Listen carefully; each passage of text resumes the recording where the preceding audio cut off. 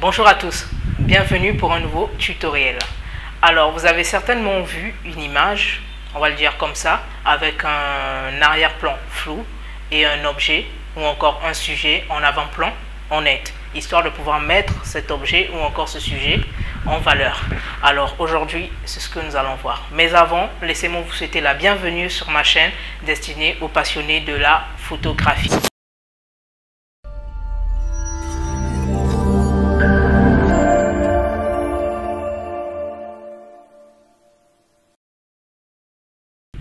Alors, comme j'ai su l'introduire, aujourd'hui nous allons voir tout ce qui est, on va dire, arrière-plan flou, net, etc.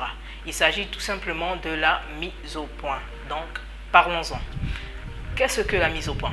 Effectuer une mise au point permet tout simplement de pouvoir sélectionner un ou plusieurs éléments à l'aide des collimateurs. Alors, en sélectionnant cet élément, cela nous permet de pouvoir la mettre en valeur en la rendant plus nette, tout simplement.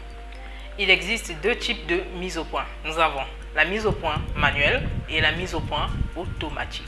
En ce qui concerne la mise au point manuelle, il suffit juste d'activer la bague de mise au point qui se trouve sur votre objectif. Donc une fois que vous manœuvrez la bague et si vous avez le résultat voulu, en ce moment-là vous déclenchez et le tour est joué. Et en ce qui concerne la mise au point automatique, en ce moment-là on joue avec l'autofocus. Et pour pouvoir effectuer la mise au point, on appuie à mi-cours sur le déclencheur, histoire de pouvoir laisser les collimateurs détecter l'objet que vous voulez mettre en valeur, l'objet que vous voulez rendre net. Une fois que c'est détecté, vous déclenchez. Alors, qu'est-ce que sont des collimateurs? Venons-y. Les collimateurs, c'est un ensemble des petits points, on va dire des carrés, des rectangles, voire même des petites croix qui se trouvent sur notre viseur. Alors, leur nombre et leur emplacement peut varier en fonction de la gamme de l'appareil photo que vous avez. Cela va impliquer que la composition de votre mise au point peut dépendre justement de cet emplacement-là ou encore du nombre de collimateurs que vous avez sur ce viseur et aussi du mode de l'autofocus que vous utilisez à l'instant T. Concernant les modes d'autofocus, nous en avons trois. Nous avons le premier mode qui est concernant les Nikon, le AFS. Et bien évidemment, concernant les Canon, le One Shoot. Ce mode-là nous permet tout simplement de pouvoir effectuer la mise au point, bien évidemment toujours à l'aide des collimateurs, de pouvoir effectuer la mise au point sur un sujet ou encore un objet immobile, en appuyant à mi-cours sur le déclencheur. Une fois qu'on a le résultat souhaité, on déclenche. Suivi du mode AFC pour les Nikon et iServo pour les Canon. En ce moment-là, on va dire que c'est un mode qui est plus approprié pour des sujets ou encore des objets mobiles. Ici, la mise au point est effectuée au dernier endroit où l'appareil arrive à faire la mise au point pendant que le sujet ou l'objet est en mobilité.